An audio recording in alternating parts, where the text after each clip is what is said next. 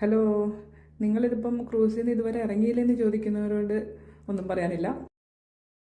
ഇത് നമ്മുടെ cruise trip കഴിഞ്ഞിട്ട് വന്നപ്പം നമ്മൾ 2 കിലോ കൂടിയ ഒരു കഥയാണ് പറയുന്നത് കേട്ടോ. ചിരിക്കണ്ട. സത്യത്തിൽ ഫുഡ് കണ്ടു കഴിഞ്ഞാൽ നമ്മൾ മലയാളികൾ ആരാ വിടാൻ നോക്കുന്നത്?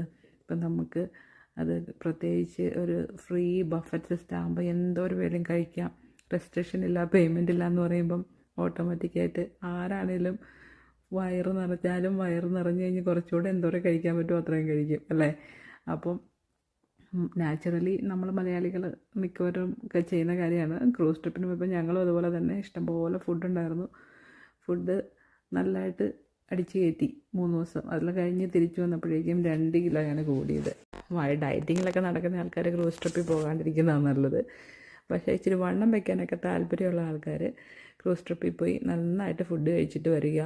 ഒരു 2 കിലോ എങ്കിലും മിനിമം കൂടി കിട്ടും.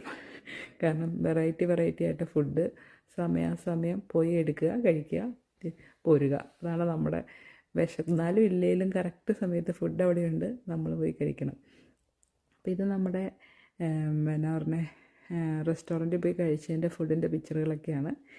അപ്പോൾ നിങ്ങൾക്ക് ഇത് ഇഷ്ടപ്പെട്ടു എന്ന് വിചാരിക്കുന്നു. അപ്പം ഇനി അടുത്തൊരു വീഡിയോ ആയി കാണുന്നത് വരെ ബൈ.